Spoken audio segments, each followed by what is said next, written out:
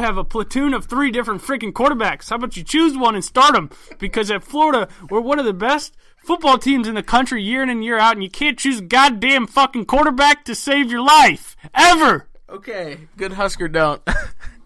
I'll also start with the Husker don't. Husker don't play just not to lose. You gotta. It kind of works as both a Husker do and a Husker don't. Husker don't play not to lose. That's a double negative. Or Husker do play to win the game. Yeah. You don't coach not to lose.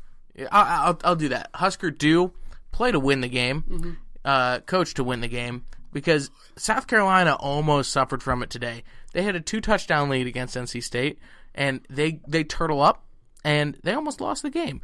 NC State had a drive to tie the football game down in the dying minutes of that game, and it easily could have been a tie game going into overtime, and South Carolina could have lost because their coach got conservative. Will Muschamp? Yeah, with a 2-touchdown lead. We play to win the game. Thank you. Husker do? Okay. Husker do, as a coach, respect the other team. It doesn't matter if you're up 20, if you're up 30, if you're up 40, if you're up 50, and even 60 like I saw the game today. Okay? If you're up 30 going into halftime, why the hell are you coming out of halftime throwing the ball like you're down 60? Like, North Carolina Central against Duke today was down 47-7 at half, okay? And they come out, they're running the ball because they want it in the game. They kick the ball back to Duke several times, and Duke just comes out, airing the ball, throwing Hail Marys, throwing cross patterns down 20 yards. Incomplete pass. Central gets the ball back, runs the ball 3 times, and kicks it because they know the game's over. There's nothing more frustrating than watching a coach disrespect the other team. You know you're going to win coming into this game. Husker do respect the other team. That's a good one. And my Husker don't burn a timeout instead of taking a delay of game early in the game. Holy shit. Honestly. The Florida Gators burnt 2 in the first 8 minutes. Just like, take the 5 yards, take whatever it's going to be, unless it's... Now, there was one good example late in the game of why saving your timeouts is a good idea, even if you were on defense and you don't want to stop the clock. South Carolina was lined up in man-to-man coverage against NC State. NC State had their 6'5" receiver lined up all alone on the left side of the formation against like a 5'10" corner at the 10-yard line. It obviously was going to be a fade pattern to the corner of the end zone. Quarterback could put it anywhere above 6'4", and the wide receiver is going to catch it for a touchdown. Then you call a timeout.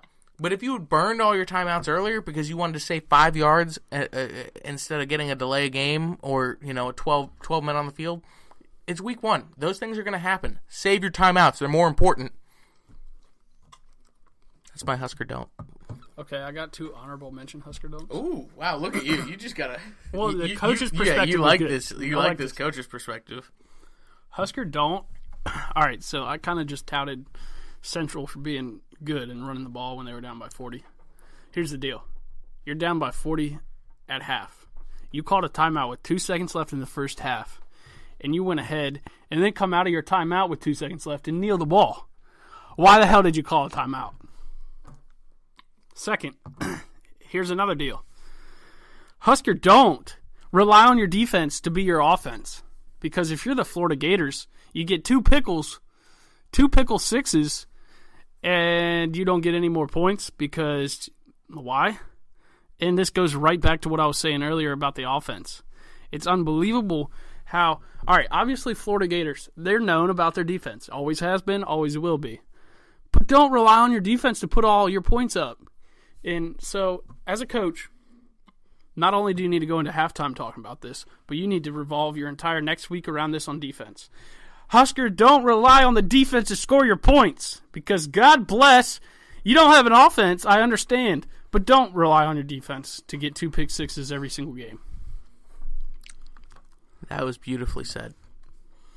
Ladies, gentlemen, that's going to wrap it up for us tonight. It is, it's been a long episode, but I feel like we owed you guys. We missed a day, yeah, we owed you. We had some extra content to talk about. We really owed Nick, my brother. He's been missing. I think he unfollowed us and unsubscribed on iTunes because we missed a day.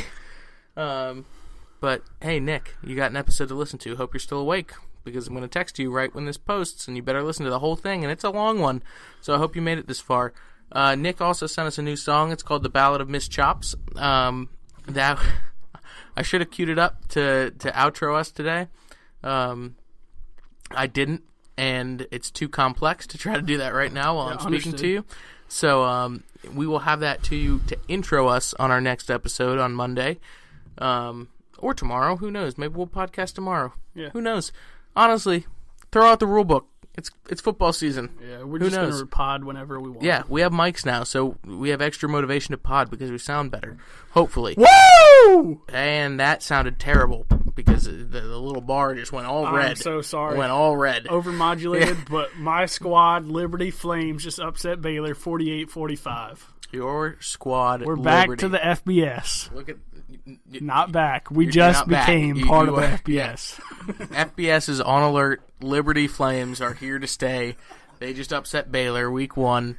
Baylor's trash this year, but that is awesome. When you don't really go to college and you decide that you're finally going to go to an actual 4-year college, your school goes to the FBS and beats Baylor to start. Hey, we're rowdy. We're rowdy tonight, boys and girls. Ladies and gentlemen. Yeah, both of you. But we hope you've enjoyed this episode. Once again, you know where to follow us. We tell you every day. If this is your first time listening, log on to Twitter. If you don't have a Twitter, create one. First thing you're going to do, go up to the little search bar, search for DC Sports Daily P1, click the follow button. We've been tweeting less recently, but somehow that's gotten us more followers. So maybe people just hate us, and they're following us now because they think that we're going to tweet less. Who knows? But I think our tweets are funny. We're just tweeting out, I don't want to say generic DC sports stuff because I think we have our own humor and our own fun to it, our own flair. But, hey, who doesn't want a nice, funny DC sports account to follow, to fill up your timeline? Because there's nothing better than a big event happening in DC sports, and all of a sudden your timeline is just 800 different accounts tweeting something funny about it. It's great. I love it. That's what I'm on Twitter during a Nats game. Every time something happens, I know which accounts are going to tweet what. It's a fun little game that I can play with myself. So I like playing with myself, Before we sign off, Brennan Arvo just texted me. Sorry to say your last name, Brennan, but he said, please fit the word pickles in your podcast. Oh, yeah. How did pickles? How did Florida score their points tonight? 2-6 pickles. We got pickles, baby. We got pickles in the house. Try your local spicy, sweet and spicy Famous Dave's pickles. They're good. Did he text you that? No. But pickles. Pickles.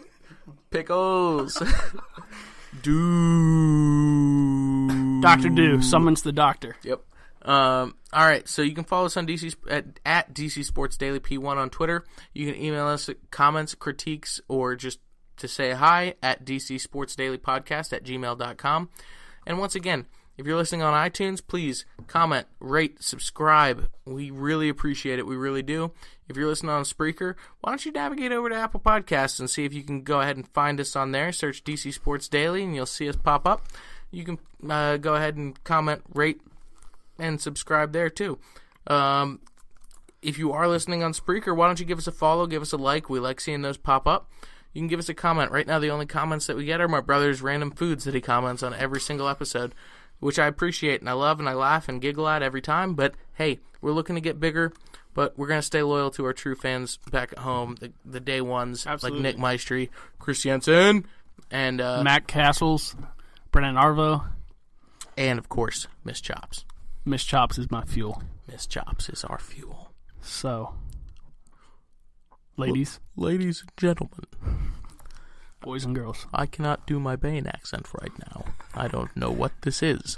But, ladies and gentlemen, wherever you are. No, I'm not even going to do that. I lost it completely. Ladies and gentlemen, good. No. You good want night. me to? Good. Want me to? Have a blessed morning. Have a blessed afternoon. Have Isn't a blessed that normally night. my part? Have a blessed drive in the morning. Week 1 of football season. Ladies and gentlemen, it's back. Thank you so much for listening. We're so happy to have you here with us. We're going to get big one of these days, and you guys will have been here first, day one, and I can't tell you how happy that makes me. Please, once again, follow us on Twitter at DCSportsDailyP1. Email us at dcsportsdailypodcast@gmail.com. Find us on Apple Podcasts. Comment, rate, subscribe. We really appreciate it. Have a great night. Have a great weekend. And here we go.